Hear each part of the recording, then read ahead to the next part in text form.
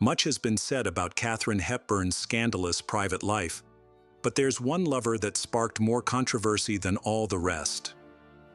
Allegedly, she entertained a romance with married director John Ford.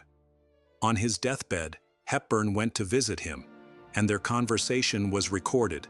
Left alone and assuming that the tape had stopped rolling, Hepburn and Ford continued to talk and unwittingly revealed a heartbreaking glimpse into their darker history. Growing up in the early 20th century, Katharine was raised by incredibly progressive parents. Her mother was a member of the Connecticut Women's Suffrage Association and would take young Katharine to demonstrations. Her parents were considered scandalous by some, but that was only the tip of the iceberg. Growing up, Katharine despised being a girl. She identified more with the boys and decided to chop off all of her hair, insisting that everyone call her Jimmy. Instead of persecuting her tomboy nature, her parents celebrated it, encouraging her to be her authentic self. Because of their unconditional support, she blossomed into a woman destined for greatness. Katharine became a talented golfer, but even more importantly, she began digging into her love of movies. She had a healthy and charming childhood, but little did she know her life was about to take an unbelievably dark turn. When she was 13, Katharine and her older brother Tom went on a trip to New York during Easter break to stay with their aunt. The siblings seemed to be the very picture of happiness, but the morning after an outing to the theater, Katharine discovered something so disturbing it would haunt her for the rest of her life. She found her beloved 15-year-old brother dead, seemingly having taken his own life. Katharine was inconsolable, but her family's reaction to the incident was chilling. Denial crept through Katharine's grieving family like a disease. They refused to admit that Tom had taken his own life and insisted that it must have been some kind of botched experiment. Katharine became a more anxious person, distrustful of other people, and as time wore on, the loss of her brother continued to burden her. No matter where she went, the memory of Tom followed. In college, she was awkward and self-conscious, often refusing to join the other girls in the dining hall. However, her struggle to fit in did not last forever. After all, Hepburn was a born rebel. College opened up, she risked taking sensibilities, and in one of her more wild moments, she even stripped off her clothes and bathed in the Closter Pond. She was even suspended for smoking in her dorm. In her second year, she joined the drama group and ended up playing the lead in one of the plays, which required her to dress up like a man. That was a look she often donned off stage as well. She sparked up a romance with Ludlow Ogden Smith, a socialite businessman and her future husband. But like many cases of young love, Hepburn and Smith came together at the wrong time, and in the end, fate dealt them a brutal hand. After getting a taste of theater in college, Katharine Hepburn knew in her heart that this was her dream. But her father wasn't convinced. Being an actress often went hand in hand with poverty, and he couldn't envision her being a success. Determined to prove her father wrong. However, achieving success was not going to be easy. Believe it or not, Katharine Hepburn wasn't one of those actresses who made a sudden leap to fame. She started in theater, and at first, she stumbled in the most humiliating ways possible. There were criticisms about her piercing voice, and then, after only a month into her theater career as an understudy, she was suddenly called on to fill in for the lead role on opening night. She completely dropped the ball. She was late, messed up her lines, and even physically tripped over herself. After being fired, she consoled herself by getting married, but after only a few weeks of playing the wife, she was dying to run off and get back to her career. Throughout their 6 years of marriage, Hepburn took advantage of her husband's deep affection for her. Smith was a devoted husband, providing emotional and financial support, but Hepburn never fully returned his love.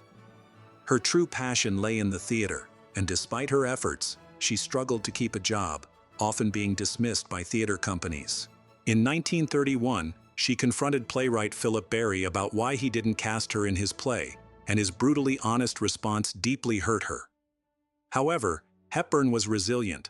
Although the rejection was difficult, she continued to persevere. Fortunately, just as Hepburn was facing challenges, she secured a life-changing role. In 1932, she achieved her breakthrough in The Warrior's Husband, a Broadway production that finally garnered her the positive reviews she had long sought. Like a classic Hollywood story, a talent scout in the audience was captivated by her performance, leading to a screen test at RKO Studios. Despite being an unknown actress, Hepburn boldly demanded a salary of $1,500 a week for her role in A Bill of Divorcement, a risky move for the studio, but one they would not regret. Even though this was Hepburn's first film role, she handled the pressure with grace, thriving rather than shrinking under it. When her debut film premiered, critics praised her powerful performance. RKO signed her to a long-term contract, and just 2 years later, she won her first Oscar, one of 4 she would receive throughout her career, although she never attended any Oscar ceremonies. However, Hepburn soon discovered that Hollywood was not just about acting. The personal lives of actors were filled with their own complexities, and she became embroiled in a scandal. Her move to Hollywood ultimately led to the end of her troubled marriage, exacerbated by her rising career and her affair with married agent Leland Hayward. Surprisingly, Hepburn's divorce was amicable, and she maintained a friendship with her ex-husband for life. While involved with Hayward, she also quietly pursued another relationship. According to biographer Barbara Leeming, Hepburn caught the eye of director John Ford while working on the 1936 film Mary of Scotland. Their friendship blossomed, and by the end of filming, Ford was infatuated with Hepburn. Ford was so taken with her that he contemplated divorcing his wife Mary to marry Hepburn. However, this plan fell apart when Mary threatened to take their daughter away. Ford's niece revealed that Hepburn even offered Mary $50,000 in an attempt to persuade her to grant a divorce. Unfortunately, Hepburn misjudged Mary. While Ford was known for his heavy drinking, he never drank during filming.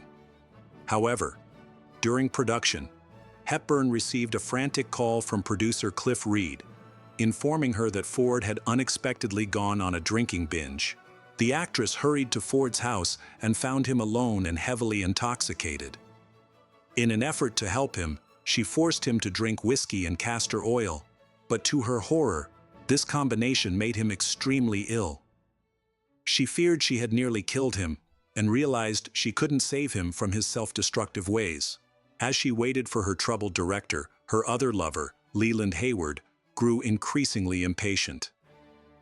After both had gotten divorced, it seemed they could finally marry, but Hepburn broke Hayward's heart by rejecting his marriage proposal.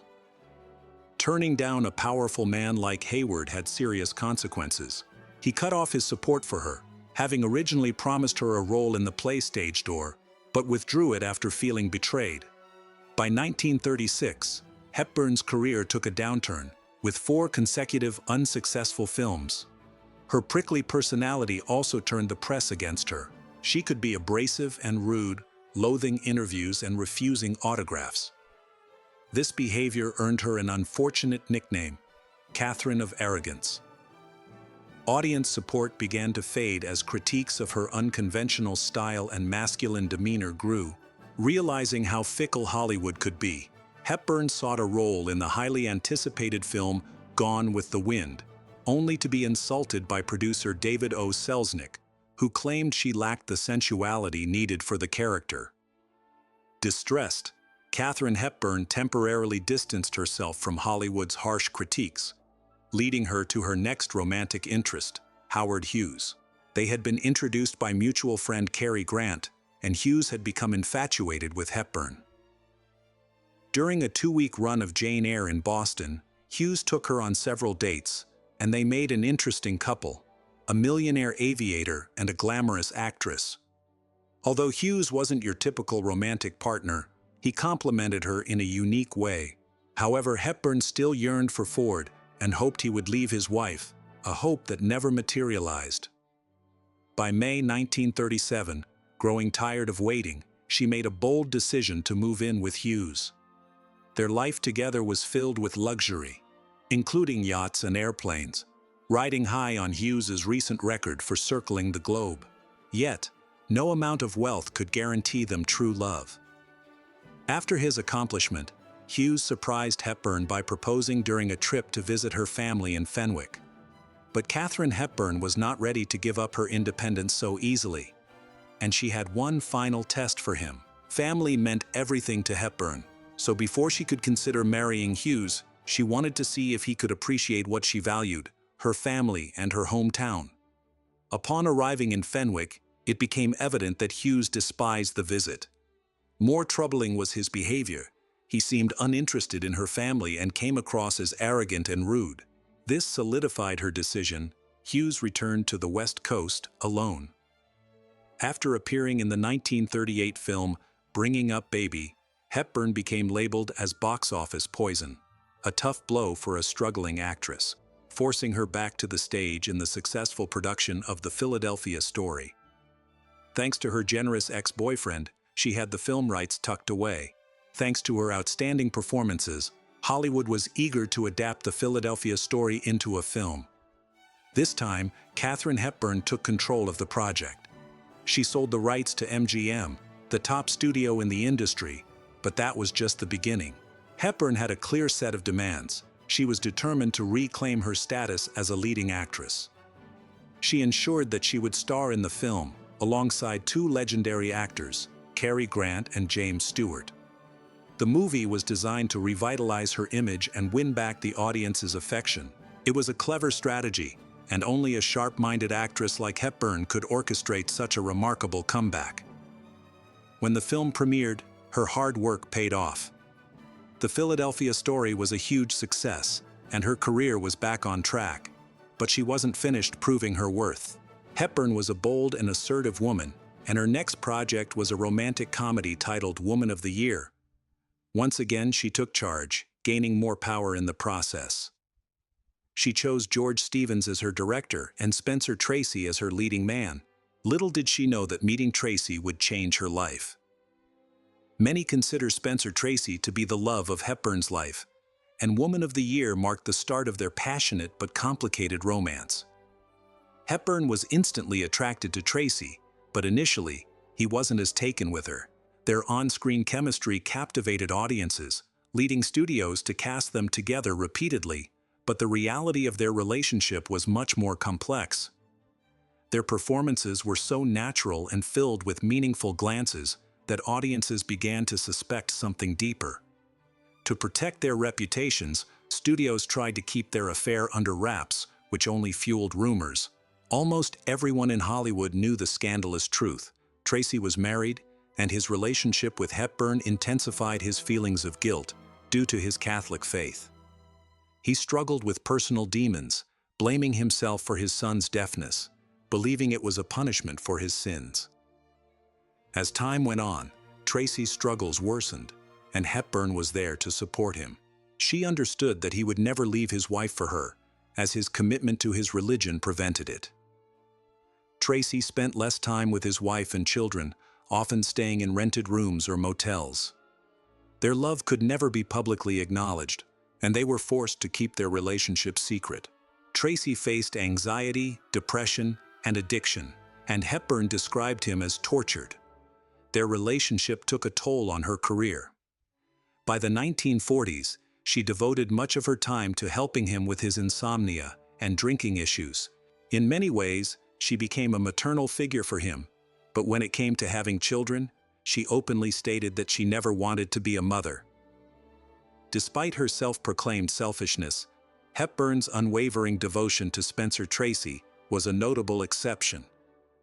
Throughout the years they were together, Hepburn maintained a successful career.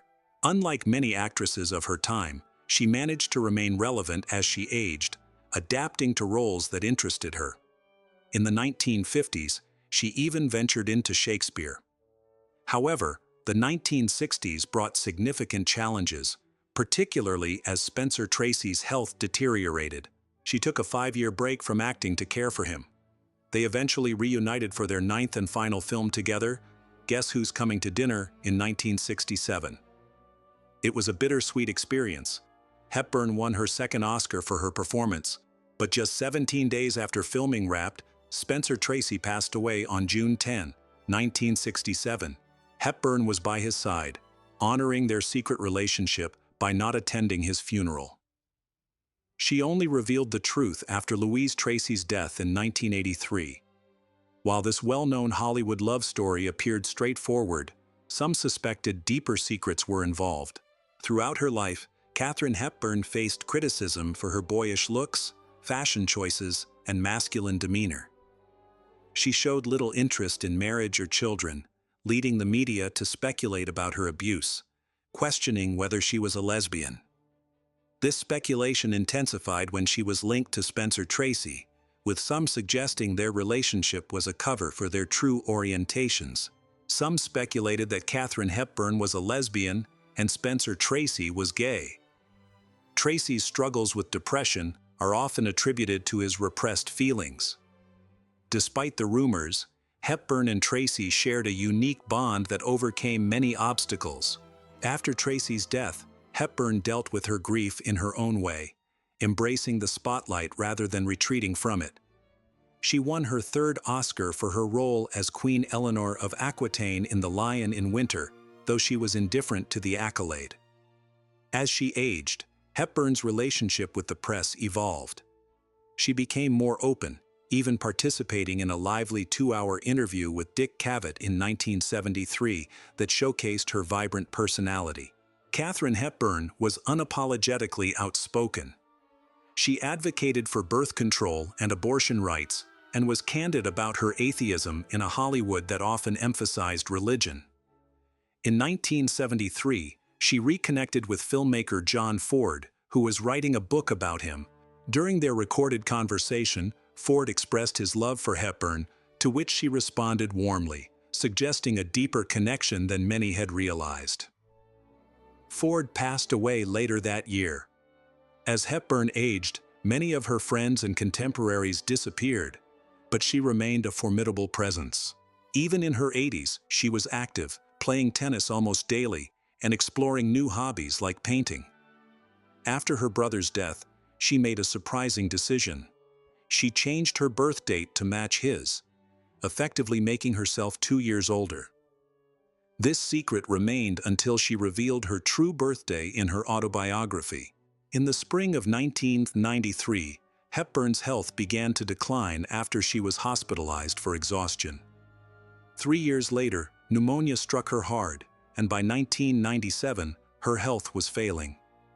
She battled dementia for several years before passing away from cardiac arrest in 2003. However, she found peace in her beloved family home in Fenwick, Connecticut, at the age of 96,